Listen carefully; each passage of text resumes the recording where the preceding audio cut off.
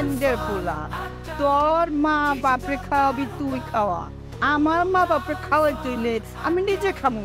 তোর যদি এতই দিতে ইচ্ছে হয় তোর বাপের বাড়ি থেকে পয়সা খুঁজে করে আইনে আমার মাইনে খাওয়া। আর এছাড়া নাক গলাবি না। এই শুটিং কথাটা শুনলেও স্বপ্নের মতো মনে হতো। ঘরে ঘরে ক্যামেরা, ঘরে ঘরে স্পট, ঘরে ঘরে আর্টিস্ট, মন চাইলেই ক্যামেরা একটা সেট করে স্টার্ট করে দিলাম, হয়ে গেল নাটক।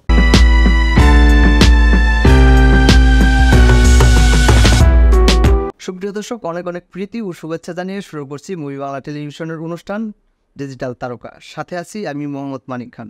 আজকে আমাদের স্টুডিওতে অতিথি হিসেবে এমন একজন মানুষ আমাদের সাথে যুক্ত হয়েছেন যিনি সোশ্যাল মিডিয়ায় একাধিক খণ্ড নাটিকাতে অভিনয় করেছেন। তেমনই একজন মানুষ, লুটন তাস। কেমন আছেন আপনি? আপনি ভালো আছেন? জি, আলহামদুলিল্লাহ ভালো আছি। প্রথমে আপনাকে ধন্যবাদ জানাচ্ছি সেই সুদূর থেকে আমাদের স্টুডিওতে এসে আমাদের সাথে আড্ডা দেওয়ার জন্য। আমিও ধন্যবাদ জানাচ্ছি আপনাকে এবং মুভি বাংলা টিভিকে যে আমাকে স্মরণ করেছে, তার জন্য অসংখ্য ধন্যবাদ। আপনি তো সোশ্যাল প্ল্যাটফর্ম নিয়ে কাজ করেন, সোশ্যাল মিডিয়াতে আপনার অভিনয় বলেন বা নির্মাতা হিসেবে কাজ করা বলেন, সোশ্যাল মিডিয়া নিয়ে আপনার কাজটা। তো সোশ্যাল মিডিয়াতে আপনি আসার পূর্বে কি করতেন? সোশ্যাল মিডিয়াতে আসার পূর্বে আমি আসলে অনেক দিন যাবৎ মিডিয়াতে লেগে আছি।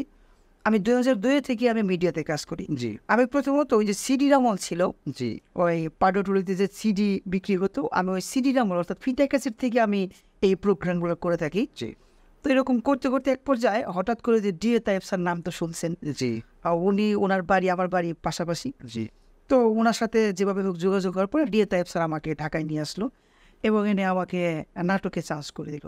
তো তারপরে আমি ওই সিডির আমল থেকে ওটা পাশাপাশি করতাম, আর পাশাপাশি আমি নাটকে বেশিরভাগ লেগে থাকতাম আর কি। আমার মোটামুটি ডিএ তাইব স্যারের সাথে কাজ করা অবস্থায় এখানে অভিনেতা হিসেবে কাজ করেন? অভিনেতা হিসেবে কাজ করতেছি।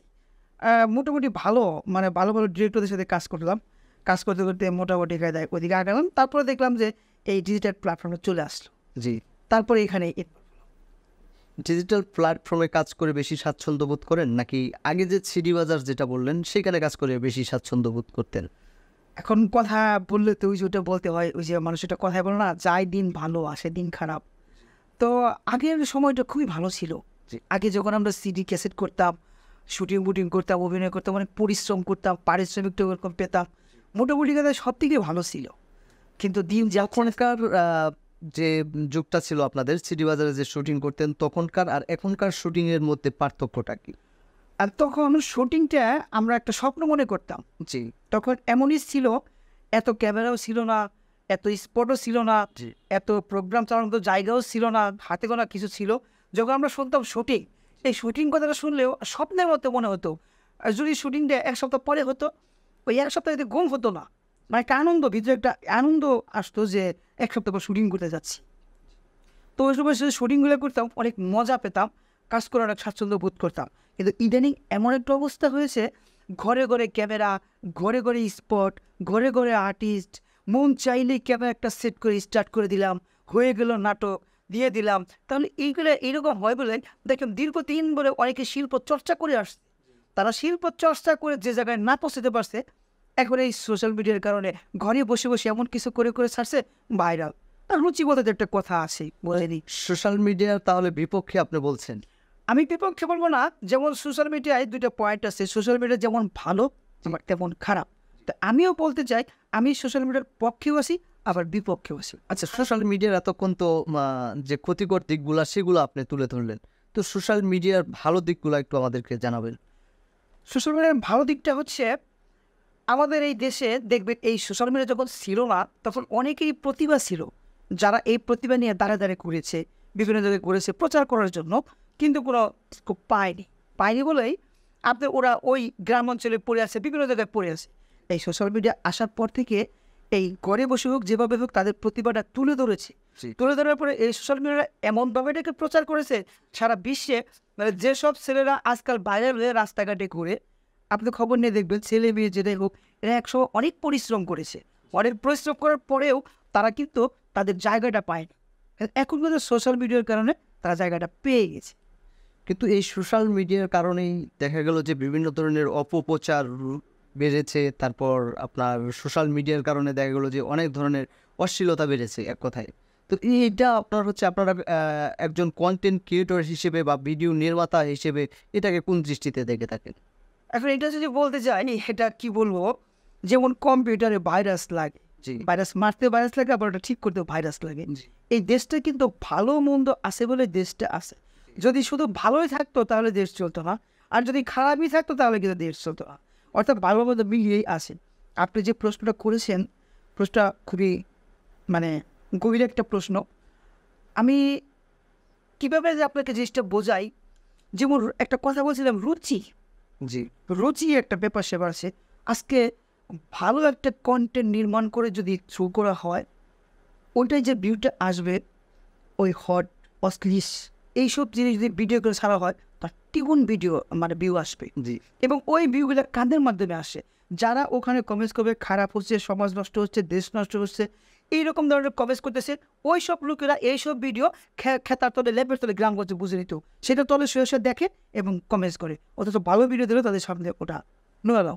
তাহলে একজন যখন কন্টেন্ট ক্রিয়েট করে টাকা পয়সা খরচ করে, সে টাকা পয়সা খরচ করার পরে যদি তার ভিউটা না আসে, টাকাটা না আসে, সে করবে? সে তো শুলে পড়ে যাবে। তার মানে আপনার ভাষ্যমতে মানে শুধু অশ্লীল ভিডিও ফেসবুকে ইউটিউবে ভিউ হয়, আপনার ভালো ভিডিও যেগুলা ভালো কন্টেন্ট মানসম্মত কন্টেন্ট সেগুলা ভিউ হচ্ছে না।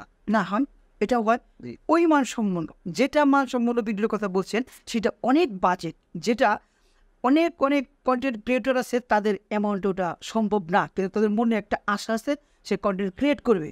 কিন্তু ভালো মানের এক একটা নাটকে 8 লাখ 10 লাখ এরকম বাজেট করলে পরে হ্যাঁ ভিউ হচ্ছে, আবার তারা এটার পিছনে প্রমোশন মারতেছে। কিন্তু আমাদের মতো ছোটোখাটো যারা আছে, এরা যখন একটা কন্টেন্ট ক্রিয়েট করতে যায়, তাদের বিভিন্ন দিকটা চিন্তা করতে হয়। সেই জন্য আমি বলবো সোশ্যাল মিডিয়াটা যেমন ভালো তেমন খারাপ। আবার এই যে বলে অশ্লীল করছে, আমরা না হয় বাবা অশ্লীল বন্ধ করে দিলাম, বাহির থেকে যে ঢুকতেছে সেগুলোর কি হবে? সেগুলো কি পারতেছে বন্ধ করতে?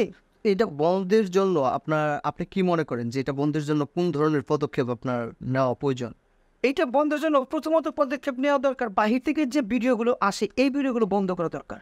এগুলো যদি আমাদের ফেসবুক বলেন, ইউটিউব বলেন, হ্যাঁ, সোশ্যাল মিডিয়া social media প্ল্যাটফর্মগুলো আছে, সেই প্ল্যাটফর্মগুলোতে কিন্তু আপনার একটা গাইডলাইন্স থাকে, একটা নিয়ম থাকে। সেই নিয়মের বহির্ভূত কাজ করলে পরে কিন্তু অটোমেটিক ফেসবুক বলেন, ইউটিউব বলেন, তারা কিন্তু আপনার এগুলাকে মুছে ফেলে। মুছে ফেলে। হ্যাঁ, তো এর পরবর্তীতে আপনার হচ্ছে মানে ব্যক্তিগত উদ্যোগে আপনার কারো পক্ষে কি সম্ভব এটা আপনার হচ্ছে বন্ধ করা? এটা বন্ধ করা সম্ভব একমাত্র আমাদের বাংলাদেশ সরকারই পারবে। জি। আমাদের না আছে না অনেক সময় যে আমার কাছে এই ভিডিওটা ভালো লাগতেছে না, সেই ভিডিওটিতে আমি রিপোর্ট করলাম, কিংবা আপনার সেই ভিডিওটির পরিপ্রেক্ষিতে আমি আপনার একটা মন্তব্য করলাম, সেটা আপনার বন্ধ হয়ে গেল, এমনটা কি আপনার করা সম্ভব কিনা? এটা হয়, এটা মন্তব্য করলে হয় এরকম। ফেসবুক ইউটিউবে এখন বর্তমানে এটা নিয়ে ক্লেম মারলে ওইটা সাময়িক সময়ের জন্য বন্ধ হয়ে যায়, পরে আবার ঠিক হয়ে যায়। অতএব এটা আমাদের দ্বারা কোনো কিছু করা সম্ভব না। এইটা সম্ভব একমাত্র একটাই, আমাদের মাননীয় প্রধানমন্ত্রী শেখ হাসিনা যদি এটা পদক্ষেপ নেয়, অবশ্যই বন্ধ করা দরকার। আর বাহির থেকে এইসব নোংরা ভিডিও, অশ্লীল ভিডিও যদি আমাদের দেশে না ঢোকে, তাহলে আমাদের দেশের কন্টেন্ট ক্রিয়েটর ভালোভাবে কন্টেন্ট করবে এবং কি কন্টেন্ট তার মার্কেটে ছাড়বে, এটা আশা করা যায়। আচ্ছা, আপনি একজন কন্টেন্ট ক্রিয়েটর হিসেবে প্রত্যেকটা মানুষেরই কিন্তু একটা স্বপ্ন থাকে, প্রত্যেকটা মানুষেরই একটা আশা থাকে, সেই আশার প্রতীক্ষা নিয়েই কিন্তু মানুষ প্রত্যেকটা কাজ করে। তো আপনি এই কন্টেন্ট ক্রিয়েটর হিসেবে সোশ্যাল মিডিয়াতে আপনার স্বপ্নটা কী ছিল, যে সোশ্যাল মিডিয়া নিয়ে এভাবে এগিয়ে যাবেন, এই কাজটা আপনি করবেন, এই ধরনের তো একটা পরিকল্পনা বা স্বপ্ন ছিল, তো সেই স্বপ্নটা আমাদেরকে একটু শেয়ার করবেন।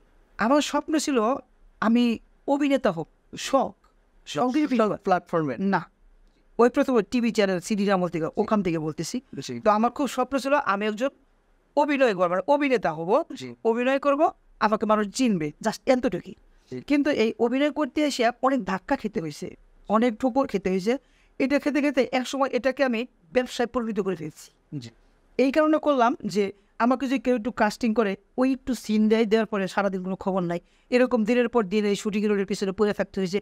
আমার এমনও রেকর্ড আছে, টাঙ্গাইল থেকে আমি একটা সিনের জন্য আমার মায়ের কাছ থেকে 100 টাকা ভাড়া নিয়ে আমি উত্তরাতে শুটিং করতে আসছি, এবং উত্তরা থেকে আমার সারাদিন বসিয়ে রেখে রাত্রে 1টার সময় বলে আপনার শর্ট আজকে হবে, আপনি চলে যান।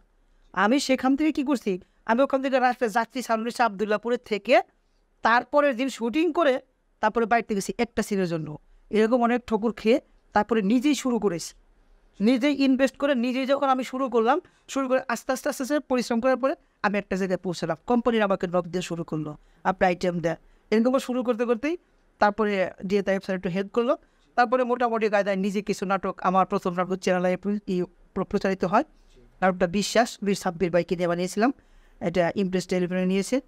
আমার ওই যে একটা বিজয় টিভিতে আমার একটা সিরিয়াল গিয়েছে পাগলা গারক নাটকের নাম, ওটাও ছিল প্রায় 13 পর্ব। তারপরে আর টিভিতে একটা সিরিয়াল গিয়েছে। একজন কন্টেন্ট ক্রিয়েটর পাশাপাশি নিজে একজন অভিনেতা। তো আপনি কাকে অনুসরণ করতেন? প্রত্যেকটা মানুষই কিন্তু অভিনয় করার ক্ষেত্রে হোক বা যে কোনো ক্ষেত্রেই হোক একজন মানুষ থাকে তার আইডল, অনুসরণকারী। তো সেই অনুসরণ কাকে আপনি করতেন? আমি মূলত যে এইরকমভাবে কাউকে অনুসরণ করিনি। তবে একটা কথা কি, ওই আমি ছোটোবেলায় গ্রামে যাত্রা মাত্রা হইতো না, নাটক হইতো না, ওগুলো দেখতাম। দেখে মানে ওই ওটা অভিনয়ের একটা ছিল যে আমি অভিনয় করবো, কিন্তু আমি যে কাউকে কপি করা, তারপরে এই যে কাউকে করা এরকম না। তবে হ্যাঁ, একটু কাজ করছিলাম, সেটা হচ্ছে আমি ডিপজল ভাইকে ফলো করতাম। মানে পুরোপুরি না, চলচ্চিত্র অভিনেতা ডিপজল, মনোহর হ্যাঁ ডিপজল ভাই অনুকরণ করতেন। হ্যাঁ, আমার ফেস, আমি যখন ক্যামেরার সামনে যাই তখন নাকি আমার চেহারায় গোপ টোপ দিয়ে গেটা ধরে ডিপজল ভাইয়ের মতো একটা ফেস আসে। তো আমি ওই ডিপজল ভাইকে একটু ফলো করতাম। ওনার আপনার কয়েকটা ডায়লগ, পরিচিত কয়েকটা ডায়লগ আমাদেরকে শোনাবে। আচ্ছা, ওনার ডায়লগ, উনি একটা ডায়লগ দিয়েছিল, এই আমি যে ডায়লগটা এখন দেবো, ডিপজল ভাই এই ডায়লগটা কোনো মুভিতে দেয়। জি, ডিপজল ভাইয়ের শুটিংয়ে এই যে বাড়িটা যে আছে না, যে এখানে গাবতলিতে বাড়িটা আছে, এই বাড়িতে তার সাথে দেখা করার পরে সে একটা ডায়লগ বলেছিল যে এই ডায়লগটা লেখো। তো ওই ডায়লগটা পরে মনে হয় লেখেনি, কিন্তু ডায়লগটা আমি ওখানে শুনছিলাম। তো শোনার পরে কথা হলো, ডায়লগটা আমি মুখে গেছে, আমি সেই ডায়লগটা দিচ্ছি। ডিপজল তার মাকে কষ্ট দিচ্ছে এবং অন্য একজন এসে বলতেছে আপনার মাকে কেন কষ্ট দেন। তো তাকে বলতেছে, আপন মার পরে না সৎ মার পরে পানি বাতে ঘি ডালে, নিজে হওয়ার জায়গা নাই, জরিনার মারে মধ্যে শুয়াই। এই মাইন্ডের পোলা, তোর মা বাপরে খাওয়াবি তুই খাওয়া, আমার মা বাপরে খাওয়াই তুইলে আমি নিজে খামু। তোর যদি তুই দিতে ইচ্ছে হয়, তোর বাপের বাড়ির থেকে ফয়টা করে আইনে আমার মাইনে খাওয়া, আর এছাড়া নাক গলাবি না। চমৎকার ছিল। তো এই যে আপনি তার কণ্ঠটাকে যে অনুকরণ করলেন, এটা কিভাবে সম্ভব হলো? আসল কথা কি, ওই যে কথা আছে না, চেষ্টা করলে সবই সম্ভব। চেষ্টা করছি মোটামুটি কায়দায়, কিছুদিন চেষ্টা করার পরে অটোমেটিক চলে আসে। তারপর হুব হয় না, কিন্তু বসে নীরবভাবে দিলে পরে এরকম হয়। তারপরে ছোটোবেলার ডিপজলের ছোটোবেলার ক্যারেক্টারের জন্য আমি অফার পেয়েছিলাম। ওখানে আমি কয়েকটা কাজও করছি, আমি কয়েকটা মুভিও করছি। আমি রিসেন্টলি একটা মুভি করছি, গার্মেন্টস শ্রমিক জিন্দাবাদ, রিলিজ হয়ে গেছে। ওটা যে মারুফ ভাই, মুরুবেল ভাই, অমিত হাসান ভাই, এদের ক্যারিয়ার কাজে সাড়ে দিনের করা হয়েছে। আরেকটা ছবি করেছি আপনার সনাতন গল্প, এটা সরকারি অনুদানের ছবি। দুর্ভাগ্য বিষয়, ছবিটা কমপ্লিট হওয়ার পরে মাসুয়ারি স্যার মারা গিয়েছে। ওই ছবিটা রিলিজ হয় নাই, সে তো মারা গিয়েছেন। তো মোটামুটি কায়দায় এই অবস্থাতেই আসি।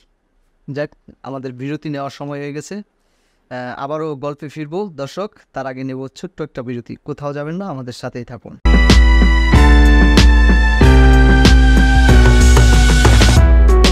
দর্শক, বিরতির পরে আবারও ফিরে আসলাম আমাদের অতিথিকে সাথে নিয়ে।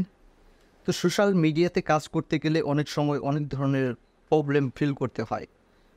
আপনি এরকম কোনো প্রবলেম ফিল করেছেন কি না? দেখা গেলো যে অনেক সময় আপনার শুটিং সেটে গেছেন, নায়িকা আসে নাই, নায়ক আসে নাই, ক্যামেরা আসে নাই। বিশেষ করে আপনাদের সোশ্যাল মিডিয়ার শুটিংগুলোতে এরকমটা বোধহয় বেশি একটা হয় না। এরকম খুবই কম সোশ্যাল মিডিয়ায়। এই কারণেই যেসব নায়িকাগুলো কন্ট্যাক্ট করা হয়, জি, এগুলো তো পেমেন্ট কম টাকা পেমেন্ট, আর এরা কথা দিয়ে কথা রাখে। হঠাৎ একটু মিস করে, কিন্তু আবার পরের দিন অ্যাটেন্ড হয়। তো আর ক্যামেরার বিষয়টা হচ্ছে, এই ক্যামেরাটাও মনে করা যায় ওই যে বললাম শেষে পরে অ্যাভেলেবেল। জি। আচ্ছা, একটা শুটিংয়ের মেয়ের বা নায়িকার পেমেন্ট আপনার কয় টাকা হতে পারে? আপনাদের সোশ্যাল মিডিয়ার নায়িকাদের বা একটা মেয়ের পেমেন্ট কত টাকা হয়? এটার পেমেন্টটা হচ্ছে আপনার 1500-1000 টাকা থেকে শুরু করে আপনার 10,000 টাকা পর্যন্ত আছে। এটা ছেলে আর্টিস্টের বা হিরো যাকে বলে। একটা হিরোর পেমেন্ট ওই মনে করেন যে 1000 থেকে ওই 3-4,000, 5,000, সর্বোচ্চ 5,000 এরকম। এখানে মেয়েদের পেমেন্টটা বেশি থাকে না ছেলেদের পেমেন্টটা বেশি থাকে? এখানে হিসাব করতে গেলে আপনার মেয়েদের পেমেন্টটা বেশি। মেয়েদের পেমেন্ট কেন বেশি থাকে? ছেলেরাও তো পরিশ্রম করতেছে, তারাও তো একটা পরিশ্রম করে পারিশ্রমিক নিতে চাচ্ছে, তো মেয়েদের পেমেন্টটা কেন বেশি থাকে? আমরা সিনেমায় যদি যাই, সিনেমায় কিন্তু আসলে হিরোদের পেমেন্টটাই বেশি থাকে।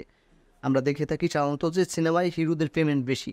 তো আপনাদের সোশ্যাল মিডিয়ায় এসে মেয়েদের পেমেন্ট বা নায়িকাদের পেমেন্ট কেন বেশি? নায়িকাদের পেমেন্টটা এই কারণে বেশি, আপনার ওই শুধু হিরো দিয়ে যদি ইউটিউবে গল্প করা হয়, সোশ্যাল মিডিয়ায় গল্প করা হয়, গল্পগুলো চলে না। জি। শুধু হিরো যদি থাকে, যত সুন্দর স্মার্ট হিরোই দেয়, কোনো সমস্যা নেই, টানবে না। আর নায়িকা, আপনাকে আমি একটা বিষয় অবগত করে রাখি, সোশ্যাল মিডিয়ায় কিন্তু এমন কিছু ইউটিউব বা ফেসবুক পেজ আছে, চ্যানেল আছে, যেগুলোতে কিন্তু মেয়ে এরা সম্পূর্ণ ভাবে ইউজই করে না, ব্যবহারই করে না, মেয়েদের কোনো ক্যারেক্টারই নাই সেখানে, যেটাই আপনার মেয়ে সেজে আপনার করতেছে। হ্যাঁ, আপনি তাদের ভিউগুলো আপনি একবার দেখেন তো, তাদের ভিউ ওইটা আছে কিনা। ওইটার ভিউ আছে কয়টা? হাতে গোনা জি। একজন। না, একজন না, হাতে অসংখ্য আছে, আমি আপনাকে দেখাতে পারবো। আমি বলি, আপনি যেটা বলতেছেন যে মেয়ে সারা যেগুলো করছে ফানি, জি। ওরকম ফানি তো আমিও করি, সেরকম ফানি আরও অনেকজনে করে, তাই ওই রকমভাবে লাগে না। এখন এইরকমভাবে এইরকমভাবে ফানি যেগুলো করে, যাদের মেধা আছে তারা করতেছে, কিন্তু যাদের মেধা নাই, তারা ওই সোশ্যাল মিডিয়ায় কাজ করতে চায়, তাদের তো কিছু একটা করতে হবে। এই কারণে তারা মেয়ের উপরে ইনভলভটা বেশি হয়, মেয়ে দিয়ে বেশি করে কাজ করলে ওই জিনিসটা চলে বেশি। আচ্ছা, শুটিং করতে গিয়ে আপনি কখনো এই ধরনের প্রবলেম ফেল করেছেন যে মানুষজনের কারণে, সাধারণ পাবলিকের কারণে শুটিং করতে পারতেছেন না? হ্যাঁ, এরকম হয়েছে, অনেক হয়েছে। আমরা একটা সিনেমার শুটিং যখন দেখি, তারা কিন্তু একটা প্রশাসনিক একটা সাপোর্ট নিয়ে নেয়। তো আপনাদের সোশ্যাল মিডিয়ার ক্ষেত্রে আপনারা কখনো কি কোনো অনুমোদনের প্রয়োজন আছে প্রশাসনের কাছ থেকে, যে একটা অনুমোদন বা জানানোর এই ধরনের কি প্রয়োজন বলে মনে করেন আপনারা? এটা আসলে প্রয়োজন মনে করি, এটা দরকার, কিন্তু কি করব বলেন, ওই যে কথায় আছে, একটা মুভি শুটিং যখন হয় অনেক টাকা বাজেট, জি। ওখান থেকে কিছু একটু যদি থানায় দিয়ে দেয়, তাহলে ওখান থেকে পুলিশ একটা প্রোটেকশন দেয়। না, আপনার কি মনে হয় যে আপনার হচ্ছে পুলিশ টাকা নিয়ে তারপরে প্রোটেকশন দেয়, এরকমটা মনে হয়? না, এরকম না, এরকম একটা খরচার ব্যাপার আছে, জি। যে টাকা থেকে বলে দিল যে ও জায়গায় শুটিং করবো, ওই থানা থেকে বলে দিল, তারা যাবে, তাদের একটা সম্মানের ব্যাপার আছে, একটা খরচা আছে, একটা তেল খরচা আছে, যেটা মানে ওখান থেকে একটা সাইড করা হয় আর কি, যেটাই করে ওইটা আমাদের সোশ্যাল মিডিয়া যারা আছে এদের পক্ষে সম্ভব। আচ্ছা, আপনি শুটিং করতে গিয়ে এরকম বিড়ম্বনায় পড়েছেন, এরকম একটা ঘটনা আমাদের সাথে একটু শেয়ার করবেন। শুটিং করতে যাই এরকম বিড়ম্বনায় পড়েছি বলতে, আমি একবার শুটিংয়ে গেছিলাম ফরিদপুর বোনাইনগর, ওই এলাকাতে শুটিং করতে গিয়েছিলাম। তো শুটিং করার অবস্থায় ওইখানে আমার যা যা যাওয়ার দরকার সবই গিয়েছিল, কিন্তু সবচেয়ে কষ্টের বিষয় হলো, কাজ সকালবেলা স্টার্ট করার আগেই অটোমেটিক 3 জন লোক আমার অসুস্থ হয়ে পড়লো। এখন অসুস্থ হয়ে পড়ার পরে আমি বুঝলাম না হঠাৎ করে 3 জন লোক কীভাবে অসুস্থ হই। তো ওইটা ঠিক করতে করতে অটোমেটিক দিকে আবার দুজনে একই অবস্থা। এরকম হওয়ার পরে একটা হিবিটিবির মধ্যে পড়ে গেলাম। এখন ঢাকা থেকে আর্টিস্ট নেওয়া সম্ভব না। ওইখানে আমার সাথে যা হয়েছিল, মানে আমি যতটুকু ইয়ের মধ্যে পড়ছিলাম, খুব কষ্টের মধ্যে ছিলাম, আবার খুব খারাপ ছিলাম, আমি কাজটা করতে পারি না, ওখান থেকে আমার টাকা পয়সা খরচ করে ব্যাক করতে হয়েছে। তো শুটিংয়ের পাশাপাশি আপনি আর কি কাজ করেন? শুটিংয়ের পাশাপাশি মূলত আমার একটা বিজনেস আছে, আর সেটা হচ্ছে হলো আপনার জুট, জি। যে গার্মেন্টসের জুটগুলো আছে, আমি জুট কলার, গেঞ্জির কলার যেগুলো আছে। আচ্ছা, সোশ্যাল মিডিয়ায় কাজ করে পরিপূর্ণভাবে চলতে পারবে, তার সংসার চালাতে পারবে, সে একটা অর্থ ভবিষ্যতের জন্য সঞ্চয় করে রাখতে পারবে, এটা কি সম্ভব? এটা সম্ভব না, অভিনয় করে?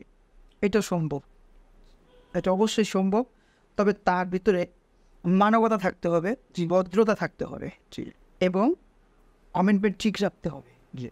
নতুন যারা সোশ্যাল মিডিয়াতে বা অভিনয় করতে আসতে চায়, তো তাদের ক্ষেত্রে আপনি কি বলবেন? নতুন যারা আসতে চায়, আমি তাদেরকে মিডিয়াতে আসার জন্য ভালো সাজেশন দিবেন, নাকি তাদেরকে না করবেন যে মিডিয়াতে আসবেন না? না, তাকে না করবো না, জি। আসতে বলবো, কিন্তু আমি তাদেরকে বলতে চাই, তারা আসার আগে যারা নতুন হয়ে কাজ করতে আসতে চায়, জি। তাদের একটু অভিজ্ঞতা দরকার আছে, একটু জ্ঞান দরকার আছে, সে পারবে, তার নিজের ভিতরে কনফিডেন্সটা আছে, সেইটা যদি সে তৈরি করতে পারে, সে মিডিয়ায় আসো, আর তা না হলে তারা সব দরকার নেই। আচ্ছা, আরেকটা বিষয়, যখন একটা ছেলে মিডিয়াতে আসতে চায়, তখন তাকে আপনার একটা অ্যামাউন্ট তার কাছে চাওয়া হয়, আর যখন একটা মেয়ে যখন সোশ্যাল মিডিয়াতে অভিনয় করতে আপনাদের কাছে আসতে চায়, তখন কিন্তু তাকে আপনার উল্টা পারিশ্রমিক দেওয়া হয়, এটা কেন? একটা ছেলে যখন মিডিয়াতে আসে, তার কাছে উল্টো পারিশ্রমিক চাওয়া হয়, এটা কিন্তু সবার ক্ষেত্রে না। জি। এটা হলো কিছু কিছু ক্ষেত্রে, যারা অভাবী লোক, নাটক করার ইচ্ছে, তাদের মন চায় নাটক করবে কিন্তু টাকা নেই, ওই সব ছেলেরা এই কাজগুলো করে। ওই ছেলের কাছ থেকে টাকা নিয়ে ওই মেয়ে না মেয়েকে টাকাটা দেয়, মেয়ে তোর মাগনা আসবে না। নতুন মেয়েদের কথা বলেছি। নতুন মেয়ে হোক আর পুরাতন মেয়ে হোক, একটা মেয়ে যখন আসে, যেমন একটা ছেলে, আমরা যখন কাজ করি আমরা জানি যে একটা ছেলে এখানে কাজ করলেও যে টাকা না পাইলেও অন্য জায়গায় কাজ করে সে ঠিকই একটা চাকরি বাকরি হয়তো গার্মেন্টসে চাকরি করে কিংবা যেগুলো কাজ করে ওর একটা ইনকাম আছে। একটা মেয়ে যখন আসে আমরা ধরে নিই যে এই মেয়েটা ইনকাম নাই, ওর পেটে দেয় এখানে আসছে, ওর 2-4-5 টাকা দিতে হবে, যার কারণে ওই যে ওই রকম পার্টিটা একটা ছেলের কাছ থেকে টাকা নিয়ে ওই মেয়েটারে দিয়ে ওরা একটা নাটক তৈরি করে। সবার কথা হলো লক্ষ্য একটাই, স্বপ্ন, তাদের স্বপ্ন বাস্তব। সোশ্যাল মিডিয়াতে কাজ করতে গেলে পরে কোন ধরনের গুণ থাকা প্রয়োজন বলে আপনি মনে করেন? সোশ্যাল মিডিয়ায় কাজ করতে হলে 1 নম্বর গুণ থাকতে হবে ভদ্রতা। ঠিক। আর সোশ্যাল মিডিয়ার মধ্যে এখন ভদ্রতা খুবই খুঁজে পাওয়া কষ্ট।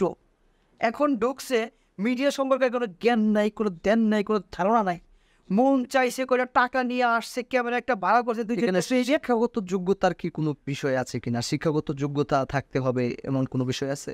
শিক্ষাগত যোগ্যতা থাকলে ভালো, আর যদি শিক্ষাগত যোগ্যতা নাও থাকে তার যেন ওই মেধাটা থাকে। অনেক কিন্তু আছে অশিক্ষিত, নিজের নাম লিখতে পারে না কিন্তু এডিটিং করতেছে, কম্পিউটার চালাচ্ছে, সেই কিন্তু তার মেধা দিয়ে কাজ করে এগিয়ে যাচ্ছে। তো এই জন্য অভিজ্ঞতা হলো বড়, আউট নলেজ হলো আগে দরকার। তো আপনার কণ্ঠে একটা গান শুনতে চাই আমরা। আমি তো আসলে গান টান করি না, কি গান শোনাবো বলে? শিল্পীরা যারা আসলে মূলত অভিনয় করে তারা কিন্তু গান, ফান এবং আপনার হচ্ছে মানুষকে বিনোদন দেওয়ার স্বার্থে, এবং অনেক সময় আমরা মানুষের বা আপনাদের অভিনেতাদের অভিনয় দেখে কিন্তু কান্না করে ফেলি। আচ্ছা, তো আবেগ, এই 3টা জিনিস কিন্তু শিল্পীদের মাঝে থাকে, গান, ফান, আবেগ। তো আপনিও একজন শিল্পী, সেই ক্ষেত্রে অবশ্যই আপনি গান কোনো না কোনো নাটকে বা কোনো না কোনো শর্ট ফিল্মে একটু হোক গেয়েছেন কিন্তু। তো আপনার ভালো লাগা থেকে এমন একটা গান শোনান যে গানটা শুনলে আমারও ভালো লাগবে, আমাদের দর্শকদেরও ভালো লাগবে।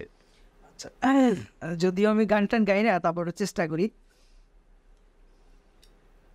পিরিতি শিখাইয়া রে বন্ধু, রইলা কই লুকায়া, এই জীবনটা পাথর করিয়া, পিরিতি শিখাইয়া রে বন্ধু, রইলা কই লুকায়া, এই জীবনটা পাথর করিয়া, এই জীবনটা পাথর করিয়া, কি দোষেতে দোষী ছিলাম আমি তোর কাছে, আরে কি দোষেতে দোষী ছিলাম আমি তোর কাছে, বিনিময়ে অপরাধে ভাঙলি হৃদয় রে আমার, ভাঙলি হৃদয় রে, প্রীতি শিখাইয়া রে বন্ধু কই লুকাইলি রে, অন্তরটারে ভেঙে চুরে রে। চমৎকার ছিল না? অসাধারণ ছিল। তো আপনি শিল্পী না হয়েও কিন্তু আপনার কণ্ঠ ভালো কণ্ঠ, এবং গানের যে একটা সুর, সেই সুরটা কিন্তু আপনি দিতে পেরেছেন। আসল কথা কি, গান তো প্র্যাকটিস করি না, অভিনয় নিয়ে আসি, গল্প নিয়ে মোটামুটি কাজে আপনাদের দোয়া ছিল। সোশ্যাল মিডিয়ায় আপনার কোনো ডায়লগ ভাইরাল হয়েছে, এমন কোনো ডায়লগ আছে? সোশ্যাল মিডিয়ায় ডায়লগ ভাইরাল হয়েছে বলতে এরকম ডায়লগ অনেকই আছে, অনেক ডায়লগ ভাইরাল হয়েছে।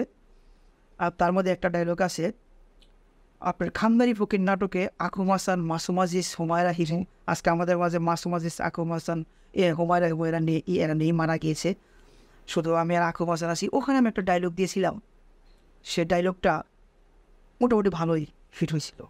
ডায়লগটা আমাদের দর্শকদের একটু বলুন। ডায়লগ দিয়েছিলাম, মাসুম আজিজ যখন তার ছেলের জন্য কিছু নিয়ে আসে, তার বুক খেতে দেয় না, কারণ বাবা ভিক্ষা করে সেই জন্য। তাই ছেলে আকুম হাসান মাসুম আজিজ অনেক গালাগালি করে, তাই আমি একটা থাপ্পড় মেরে পড়েছিলাম, তুই বউ এত ভাওরা হয়ে গেছিস, আরে যে বউর কথা শুইনে তুই বাপের গায়ে থাপ্পড় মারিছিস, তুই জানিস এই বাপের চোখ তোর চোখে লাগানো, আর তুই সেই বাপের গায়ে থাপ্পড় মারলি? তুই মানুষ না অন্য কিছু? এরপর ডায়লগ দিয়েছিলাম, যে ডায়লগটা সবার মুখে মুখে ছিল, তুই মানুষ না অন্য কিছু। জি। এছাড়া আর কোনো ভালো লাগার ডায়লগ আছে আপনার, যে ডায়লগটা নিজের কাছে ভালো লাগে, যে না এই ডায়লগটা আমার ভালো, এই ডায়লগটা মানুষের কাছে পৌঁছে দেওয়ার মতো? দেখুন আসলে কি বলবো, এরকম তো বহুত ডায়লগ আছে, জি। তো এগুলাতে তার ইয়ের মধ্যে নাই। তো আমি মনে করি আমি যে এক একটা ডায়লগ বের করি, জি। মোটামুটি কায়দায় অনেকেই মুখে থাকে সবাই। এবার একটা কুরবানি নিয়ে গান করেছিলাম, ওর সাথে হিরো নিয়েছিলাম আর কি। এখানে একটা কুরবানি নিয়ে গান করছিলাম, ওখানে কিছু গান ডায়লগ ছিল, মোটামুটি ভালোই চলছে। একই সময় ধারা কি এতগুলো মাথায় থাকে না তো। তো আগামী দিনে কোন ধরনের কাজ দর্শকদের উপহার দিতে চান সোশ্যাল মিডিয়াতে? আমি সোশ্যাল মিডিয়াতে আগামীতে যে কাজগুলো উপহার দিতে যাচ্ছি, আমি এ পর্যন্ত প্রায় 15 থেকে 20টা প্রজেক্ট হাতে নিয়েছি। আমার প্রত্যেকটা প্রজেক্টই নিয়েছি আমি একটু ব্যয়বহুল আকারে। আমি 3টা প্ল্যাটফর্ম তৈরি করছি এই সোশ্যাল মিডিয়াতে। একটা হচ্ছে শুধুই ফান, শুধু ফানি, ওখানে কোনো মেয়ে নেই, মেয়ে ছাড়া ফানি, এটা অটোমেটিক শুরু হয়ে গেছে। আরেকটা সাইট তৈরি করেছি আমি 2017 থেকে 19 পর্যন্ত, আমি আর হারুন কিচিঞ্জার এই মার্কেটে গরম করে রেখেছিলাম সম্পূর্ণ কমেডি নিয়ে, ওখানে সবাই ছিল। আমি ওই প্ল্যাটফর্মটা আবার ফিরে যাচ্ছি, আমি প্লেব্যাক করেছি। আগামী মাস থেকে আমার শুটিং শুরু, আমি ওই জায়গায় যাচ্ছি। আরেকটা জায়গা হচ্ছে আমি বড় নাটক নিয়ে চিন্তা ভাবনা করেছি, যেটা আমি টিভিতে আগে শুরু করেছিলাম। আমার অনেকগুলো নাটকও চলেছে, আমি সেই নাটকগুলোর চিন্তা ভাবনা এবং কি কাজ শুরু করতে চাচ্ছি। তাহলে দর্শক আগামী দিনে আপনার কাছ থেকে টিভি চ্যানেলের যে বড় নাটকগুলো সেগুলো দেখতে পাবে? হ্যাঁ, টিভি চ্যানেলের নাটক এবং ইউটিউবে যে ফানিগুলো আছে ওগুলা, এবং মেয়ে সারা যে ফানিগুলো আছে এগুলা, এই 3টে প্ল্যাটফর্মে আমি হচ্ছে। সুস্থ ধারার বিনোদন ফিরিয়ে আনতে হলে আমাদের সকলের কি করা উচিত বলে আপনি মনে করেন? যারা কন্টেন্ট ক্রিয়েটর আছে তাদের কি করা উচিত, এবং যারা দর্শক আছে তাদের কি করা উচিত? এই সুস্থ কন্টেন্ট ক্রিয়েট করতে হলে প্রথমত আমাদের দর্শক যারা রয়েছে তাদের টেস্ট, রুচিটাকে চেঞ্জ করতে হবে। জি, মানে আপনি বলতে চাচ্ছেন যে দর্শকদের রুচিগত কারণেই কন্টেন্ট ক্রিয়েটররা অশ্লীল কন্টেন্ট তৈরি করে। এটাই বাস্তব। সেখানে তো আসলে সকল দর্শক কিন্তু আসলে আপনার রুচিহীনতায় ভুগতেছে না, সেখানে হাতে গোনা 2-1 জন থাকতে পারে। তো সকল দর্শকদের উদ্দেশ্যে আমি বলছি যে সকল দর্শকদের উদ্দেশ্যে আপনার কি মেসেজ থাকবে? সকল দর্শকের উদ্দেশ্যে মেসেজ আমার একটাই, যদি আপনাদের সামনে কখনো এরকম অশ্লীল ভিডিও যায়, আপনারা এটার সঙ্গে সঙ্গে ওটাকে হয়তো রিপোর্ট মারুন, কিংবা ওটার পিছনে লেগে ওটাকে নষ্ট করার চেষ্টা করেন। এটা যাদের কথা বলছি তারা এই কাজটা করলে এই ভিডিওগুলো বন্ধ হবে। আর বিশেষ করে বাইরের ভিডিওগুলো বন্ধ করার ব্যবস্থা করুন আগে, কেননা আমরা এটা বন্ধ করে দিলাম, ওদিক থেকে কিন্তু ঠিকই আসবে। আমি প্রথমেই বলেছি যে আগে ওইটা বন্ধ করতে হবে। আর যারা কন্টেন্ট ক্রিয়েট করে আমি তাদেরকে বলবো, বেন্না গাছ এক জায়গায় 12 বছর থাকলে একদিনে তো সেটা সার হয়, এটা মুরব্বীদের কথা। তাই আমি তাদেরকে বলতে চাই, যারা কন্টেন্ট ক্রিয়েট করেন, আপনারা এই কন্টেন্ট ক্রিয়েটটা ভালোটা করেন, ভালো গল্প নিয়ে করেন, 10 টাকার দরকার নাই, একটা করেন, ভালো করে করেন, একটু কষ্ট করেন, পরিশ্রম করেন, দেখবেন একদিন আপনার সফলতা আসবে। আর এই অশ্লীল ভিডিও, এইটা দিয়ে জীবনে কোনো কিছু করা সম্ভব না। চোরাচাবির কিছু নাই, লুকোচুরির কিছু নাই। বাংলাদেশে যদি বলা হয় এই আর্ট ফিল্ম টাইপের কন্টেন্ট নির্মাণকারী, সেটা বলতে হবে আমার না।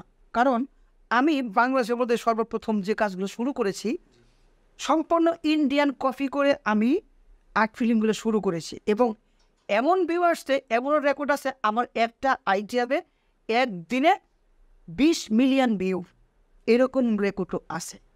এরকম মিলিয়ন অনেক ভিউ কমিয়েছি ভাই, যারা কন্টেন্ট ক্রিয়েট করেন।